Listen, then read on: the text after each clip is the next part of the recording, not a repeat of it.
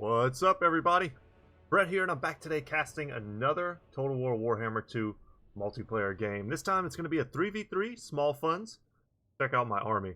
Sigvald is king in small funds battles, guys. It's going to be on Pack Ice Bay, a cool map. Alright, I'm going to be playing as the Warriors of Chaos, of course. My allies are going to be my buddy Triari, manning the Lizardmen. And also we've got Sartosa here. So this was an interesting battle. Let's go ahead and slow-mo it for a second. I'm not going to waste too much time going over every single unit. It's a small funds battle. But we are up against Skaven, Greenskins, and the Vampire Coast. Our ally also has the Vampire Coast, and there are two Queen Besses on the battlefield. One on this side and one on the other. And they are both in prime position to do a ton of damage. It's just all about targeting at this point. And who can shut it down first, who can do what.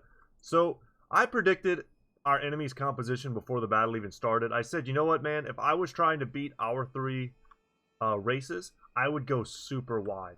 I would take an all goblin army and just tons and tons of pirate zombies and lots of Skaven rats, clan rats and slaves, and I would just swarm us. And that's kind of what our opponents did. The Orcs, however, they went a nice mix of elite and cheap. So they've got the Crimson Killers here, the Regiments of Renown with their huge cleaving attacks and immune to psychology. They've got Plague Monks here, a little bit of elite, and a lot of chaff. Lots of Skaven slaves. They've got Warp-like Jezzails up here on the hill. Going to be looking to snipe us out. And yeah, Plague Monks for a little bit of a frenzy attack. Those guys can be pretty good versus lightly armored targets. I've got Marauder Horsemen, one on each flank. Looking to scout, looking to do a little bit of skirmishing damage. But they're protecting themselves. They've got polearms here. The Skaven's almost entire army is hiding right there in the forest. And a front line of cheap goblins and zombies are going to make up most of the core for their front line. And they're protecting Queen Bess here. A nice thunderbolt going off from the Skink Priest of Heavens. It was overcast, I believe, which is why he's hurt. I think he kind of got a little backlash from the miscast chance. But the Thunderbolt is very good at taking out artillery, but Queen Bess probably takes two, so he went ahead and got the first one off. That was a pretty clutch play there from Triari. Nice thinking. But the lore choices are going to be Salastra Direfin. We've got Wurzag here, so lots of casting from our opponents. And let's see where the Skaven Lord is. There's Death Runners. Oh man, I forgot about the Death Runners. Oh yeah. So we didn't see those guys until later. If you've never seen a Death Runner before, check them out. They're basically rat ninjas. And they're coming in. They've got this on-contact effect called Weeping Blade, where it's better than Sundering Armor. It just takes your under down by 50%. Against heavily armored targets, it's way better than Sunder Armor. And it should do some serious work for them there. I don't see the Skaven Lord. Ah, there he is. It's the Greyseer with the lore of Plague. And they have summons and lots of magic. Winds of magic on that guy. And for Triari, he's got, of course, his King Priest, the Lord of Heavens. He's got Tic-Tac-Toe, ready to win any aerial fight that might come our way. So I really appreciated that. Not that the other factions are known for their aerial superiority, but Azag is going to have a tough time staying on top of his Wyvern when the Master of the Sky swoops in and just can absolutely dumpster him in a duel as long as he's flying. And then he also has the Colossodon Hunters, these Ripperdactyls with the special Toad ability, Toad Rage. Where they have huge armor piercing. If you get these guys uncontested on the right targets, they're absolutely brutal. And then in the back here, he also was experimenting with this unit. I asked him to bring some Razordons, and he went ahead and brought the Amixon Barbs, their poisonous version, and they have a really sweet color scheme. It makes them really obvious when you know what they are, because they're this bright blue color. But they have poison damage, and I think that's about it. They cause fear, but their stats are really good. They have missile resistance. I think they're probably one of the least appreciated units from the new DLC. Over a long game, they can generate a lot of value. They beat, things like Scurvy Dogs, cheap units that try and normally disrupt your ranged units. They just crush them. They crush them in a fight. They have 90 armor. I mean, their stats are just plain good. They can beat those types of units that normally shut down ranged units, and then they go back to firing their heavy armor-piercing missiles. They have decent weapon strength as well. And then for our Sartosan ally, we've got Araness Assault Spite on foot, hiding in the trees. I don't blame her. It's a pretty scary time for her. She's got her physical resistance, 20%. She's got Manan's Luck, to give her a ward save plus melee defense, I would probably always bring this. I think it's relatively cheap. All Hands Ahoy, which you can use to buff someone's armor-piercing weapon damage, and Spearfisher's Net. So a net is pretty much always nice. Alright, so to protect Queen Bess, a small army here, the Tide of Skill, these dudes are, they have perfect vigor. That's kind of the big thing for them. You can see here a shot going off from Queen Bess, barely missing my Mirror Guard. We took just a tiny bit of AoE damage, but I started to move them. We also have these animated Hulks with a couple chevrons. These like bloated ogre corpses. I've got my dragon ogres here, and I brought them basically to deal with any type of large unit, some cav, perhaps, boars and boar boys and stuff like that. But there ended up not really being a lot of targets for that, and these guys were really out of place. They're not so good at dealing with infantry, especially all like the Skaven Slave Spears. There's just too many of them. So let's see how well I'm able to effectively use them. These Sirens could be great though, but one Fate of Buna or a couple Spirit Leeches from Azag can absolutely dumpster them. And then the Man of the Hour, we'll talk about him now, and his Mirror Guard. So the Mirror Guard are the Chaos Warriors. They're special, the Regiments of Renown. They're immune to psychology, that's kind of their big thing. And they just have great stats. Just really great stats. And they'll hold out forever versus most lower tier infantry. And then you've got Sigvald. Regen, guys. It's all you need. Auric armor. He's so cheap, he allowed me to bring the type of army that I did. And standard die to give melee defense and an AoE with some leadership. So, alright. He also has Strider, which is not unimportant because it lets him walk through crowds of infantry and get on targets that he wants to duel. Okay, so our stuff is skirmishing. The battle is beginning. It's really right now the War of the Queen Besses. And it looks like another Thunderbolt's about to go off from Triari. And that's it. Queen Bess is offline. It has 0 kills. And at this point, I'm feeling pretty good. I'm thinking we've got this. But there's a lot of stuff going on. Wurzag comes in pretty much with impunity. He can charge on the back of his Wyvern Skull Muncher. And he's just going to circle us. We have not much air. Or anti-air, rather. Except for the units that are over here. So he needs to start running. I'm peppering him with these Marauder Horsemen. I'm using them to scout. I see most of the Skaven coming towards us at right about now. And I realize that there's a big army coming this way. And I'm trying to tie down Azag with my Marauder Horsemen so that all of these units, especially the Ripper Dactyls for God's sakes, that they can get over here and that they'll be able to kill Azag early and will generate just a ton of value that way. With these Warplock Jezzails, we can see them now. They're in prime position to shoot at us. And that's very dangerous for Triari's units. These damn Knight Errants have been summoned by Salastra. She's of course ethereal, and that's going to play a big part in this battle. These guys don't last forever. They're a summon unit. But their binding is strong for another minute or so. And just like this, I've got to charge in with my Dragon Ogres. I'm trying to get onto Azag, but there's so many of these Skaven Slave Spears, and he takes off at the last second, and I'm not able to get him. A Spirit Leech going to be going off on the Ripper Dactyls. A good choice. They have low model counts. It's going to do a lot of damage. But unfortunately, my Dragon Ogres are caught out. They're being shot up by the Warplock Jezzails. The Crimson Killers are on them now, and they're being supported by Skaven Slave Spears. It's a perfect storm. My poor Dragon Ogres just don't have the punch to deal with all of this. And I tried to reinforce with Sigvald and the Mirror Guard, and I got him on top of... For a second, I had him on the Plague Monks here. And he's going to start carving them up. The Mirror Guard are going to do great. They're armored. The damn Knights disintegrated before they even got into a charge, really. And this whole blob is now just a big pit fight. Plague of Filth going off. Wither going off, lowering the armor. Making my Dragon Ogres even more susceptible to damage and harm. Azag's trying to charge down onto the ground so that he can evade all of this anti-air. But he's taking just so much work. I pulled my other Marauder Horsemen over to this side of the battlefield so that I can help here. The animated Hulks, you know, they're tanking. Those guys are pretty buff. And they're going to be really good at dealing with the Plague Monks. For their cost, anyway. Sirens holding off this entire flank, but the Death Runners managed to make it in. And their physical resistance is going to be the only thing really keeping them in this fight. The great advantage of the Death Runners is that they lower armor, but the Sirens don't have any. All they really have is physical resistance. So it's a really good. This is a really good catch for us. And now that the front line is looking to close, we've got more summon units, the Rotting Prometheans from Silastra. Her summons are what's going to be really overwhelming here. And Triari's Colossadon Hunters are going in.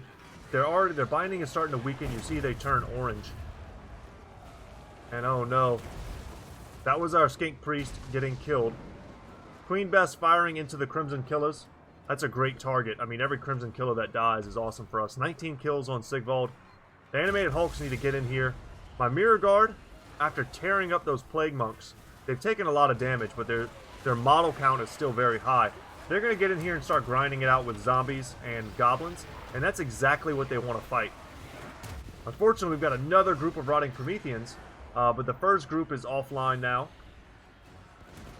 It's all about protecting Queen Bess, and we're getting surrounded. We're doing our best, though. The Tide of Skilled will fight to the bitter end. They have good leadership for a zombie unit, and these Amaxon Barbs, they've basically got free reign to shoot at whatever they want. They have the mobility to keep themselves safe. I've tried to pull out my Dragon Ogres and to engage, get a rear charge here on this Skaven pack, and we broke them. We broke the Death Runners, and we broke the Slaves. But we've got to try and chase them off now, which is not too easy. And Azag's running away, but we need to finish him off. We cannot allow him to live and continue to casting things like Spirit Leech. Prince Sigvald's still dueling with some Crimson Killers. That's a good thing for him to do. Alright. Zoom in here. We can actually slow-mo. Let's KMO this nonsense. Zombies. Look at the layers here. So we've got all these zombies and goblins on top of other zombies. We've got the Animated Hulks here on the hill, using those big lobster claws, messing those guys up. Silastra is in the mix, though. She causes terror, which shouldn't be a big deal for our, Mirror Guard. And of course, it's not a big deal for the Vampire Coast on our side. Luckily, these Rotting Prometheans don't last forever. Otherwise, this would be an incredibly difficult fight. And Aranessa's in here doing her moves. Take a look at her. Oh, sweet. She's doing her Matrix staff spin kick. It's awesome. And that should basically be finishing them off. Silastra is just going to be this basically immortal caster that we can't deal with. Meanwhile, the Mirror Guard here. Look at that guy. Nice. Alright. So this is a pit fight, guys. This is a true and honest pit fight. And the Mirror Guard, just a kill a second is what it seems like. Queen Bess's crew is coming in. I've got my Marauder Horsemen here chasing off Azag. I told Triari, I was like, man, we need your DPS in this fight. We need your help. I'll just send my Marauder Horsemen, which aren't really doing all that much, and I'll chase him off to the point where he shatters. And then very soon, I think I bring them back to come and help in the main fight. But at this point, I mean, my Dragon Ogres are gone. Yeah, I don't have much left. And Sigvald is rejoining the main fight after really helping to deal with all of those Crimson Killers, and I think that was the last one there. The Grey Seer is in great shape. The Warplock Jezzails, we need to get them off of this cliff. They have such a great vantage over the battlefield. It's really not good. And these Clan Rats are going to get in and perhaps get a charge on these Sirens up to 160 kills. Talk about, like, the perfect unit for all of this chaff. Couple Death Runners still alive. A nice net here. Very good play from the Vampire Coast Tosin player. And that's going to allow these Amaxon Barbs to really get away. And then the Colossadons are just going to get in, or the Ripperdactyls rather. They're going to get in and get that charge and potentially break them. Queen Bess's crew is now compromised. Our enemy's Tide of Skilled is now on top of them. But we've got layers of buffs. So Plague of Filth is giving buffs, or debuffs rather, to our units. Song of Enthrallment's working on us. Wither's working on us. That's a lot of AoE debuffs. Very strong. I'm going to be popping my Stand Your Ground whenever I can. I'm trying to keep my Mirror Guard fighting. They're up to 150 kills right now. Sigvald's up to 47. But as long as he's got these units helping him, he'll be fine. But it's just an overwhelming number of enemies. And they're starting to stabilize, which is what we need, because we need them to grind through as many of these zombies as possible. It just sucks that we can't deal with Silastra. And you hear her singing in the battle. She gets onto Sigvald. Sigvald, over a long period of time, could probably hurt her, despite her physical resistance. Just because he's kind of a duelist. I mean, his weapon strength is high. He can still hurt her. But it would take forever, and it's not worth it. In the meantime, I could be getting 100 kills on, you know, any other unit instead of trying to duel that. So Aranessa's in here doing her thing. She's kind of fighting alone on her own little island. My horsemen are using them to chase down goblins and to, you know, anything that routes. I want to make sure it stays off the battlefield. I hope these Ripperdactyls come back, but I'm not sure they will. These Death Runners look like they're ready to go. But Tic-Tac-Toe is getting onto these Warplock Jezzails. We need them out of here. But more clan rats are going to get summoned. This seer here up on the cliff has just been a pain in the butt. Need to kill these, but you know, wasting the Winds of Magic. If Tic-Tac-Toe just runs away now, then these clan rats will dissipate before they ever do any real harm. Charging him with the Marauders here. And the Razordons. And we, you know, these are low tier units. They're hurt. A decent charge with a fear-causing unit. And we should be able to beat them. The Skaven Slaves actually shatter, leaving the Goblins alone. And the Goblins can give as good as they get, you know, if they were fighting one of these units, but against both of them, they're just going to break. Aranessa still in the mix. Luckily, all these spears don't do any kind of bonus damage to her. But yeah, my Mirror Guard finally break with only 20 models left. And they're up to 189 kills, but now their models are trying to run away, and they're still being attacked. So we're losing extra models as they try to run. We're down to 15 now.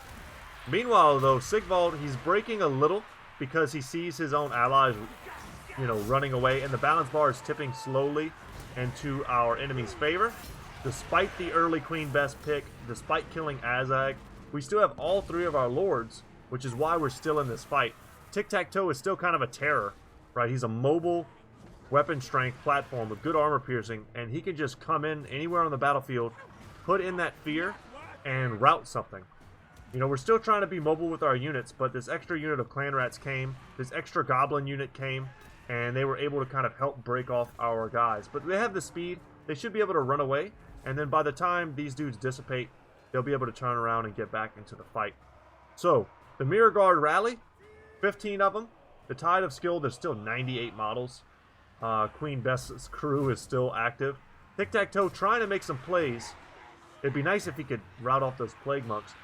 Prince Sigvald has All Hands Ahoy, giving him extra weapon strength and damage. Very nice.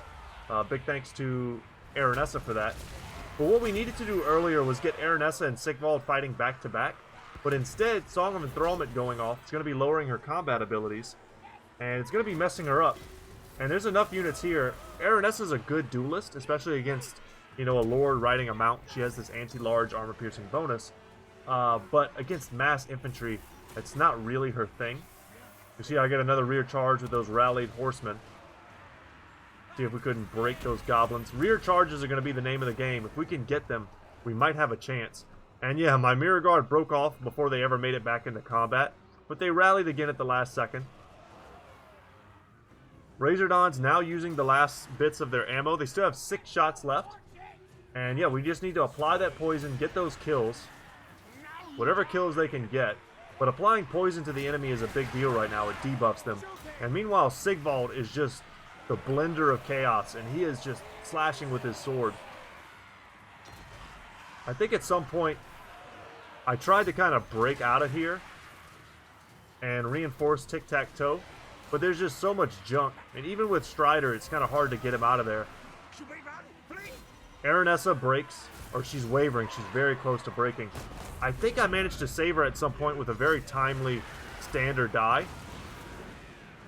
Yeah, there we go. So that was it. So that was the standard die. That gives her just enough leadership that the balance of power kind of goes back into, not the balance of power, but her shifting leadership stabilizes for a minute. As long as she's not being attacked by Salastra, she's okay. But this was ridiculous, guys. I didn't even notice this was a thing. It happened for a second. You see, this is Queen Bess. Our enemy's Queen Bess crew came all the way across after losing their artillery piece and took our Queen Bess, whose crew had died. I didn't even know that was a thing. I managed to get my Mirror Guard over here, and the Razordons came over, and we managed to stop them from firing and destroy the actual artillery piece. I didn't know that was a thing you could do. I don't know if it's just because they are matching RORs, or if and like the game designers just didn't think of that, or if, you know, if you're two Empire players killing each other and you're both using mortars and one of the artillery crews dies, if the other artillery crew can abandon their mortars and come to your side and take your mortars. I've never even thought of that. That's crazy though, and that's what happened. This Queen Bess was shooting against us for a minute there, and it was nuts. It was killing some of these Razordons. Absolutely crazy. And here's the thing, guys. Sigvald is a beast. He's just now reaching his healing cap with his regen. Like, he just reached it right now. And he is still killing. He's up to 178 kills. Unfortunately, what do we have that causes fear? I mean, the Amaxon Barbs are good at that. Aranessa doesn't really have any of that component. It's really just tic-tac-toe up in the skies. We need him to be like a fear bomb to rout all of these low-tier units. Getting him onto the Gracier much earlier might have been good, but I think it's a little late now. It's basically all up to Aranessa and Sigvald to just grind out all of these units. But unfortunately, Silastra is one of those people that without magic damage, she's extremely difficult to take down. And at this point, I'm just embracing it. I'm like, you know what? They're all wanting to break. We're seeing some of these zombie pirates are crumbling, right? Their leadership is negative. Goblins are running away. If we could just get what's left of the enemy Vampire Coast forces to crumble, the goblins will shatter, the Skaven will shatter. I mean, these are a couple plague monks. Man, these were summoned or not? Because I don't know where these guys were the entire battle, but they're still very healthy if those aren't summons. They're shaken though. Aranessa at this point, Song of Enthrallment is just a little bit too much of a debuff for her. And there was a moment where she was using her buffs, I was using Standard Eye, we were really strong in this pocket, and the enemy the balance of power shifted into our favor for just a moment, as Tic-Tac-Toe continues to pick off units. He's got Song of Enthrallment now on him because he's inside this AoE. But there go the Warplock Jezzails, that should shift it a little bit in our favor. Every time a unit shatters, we get closer and closer to being able to do something. We almost don't even want Aranessa to come back in, because as soon as she comes back in, she's probably going to rout. And if Tic-Tac-Toe can pick off this Greyseer, that would go a long way in helping to stabilize someone like Prince Sigvald, who's just non-stop killing away. Up to 226 kills, 228, and that's just how it's going to be for the foreseeable future. But yeah, Silastra is just very dangerous to Aranessa right now. She's only got 176 HP. And down she goes. Yeah. Goodbye, Aranessa. And that's just going to bring it another like 5% down towards the enemy. Tic-Tac-Toe having to rear charge Goblin Spears. Not quite getting the break, though, that he needed. Silastra just constantly regenning. Wins a magic. Probably doesn't have another spell left. Standard Eye going off on Sigvald. Wanted to keep his leadership just as high as possible, in the hopes that these crumbling units would disappear. This one looks like it's about ready to go. They're losing about 10 HP a second. That'll go faster once they really start to disintegrate.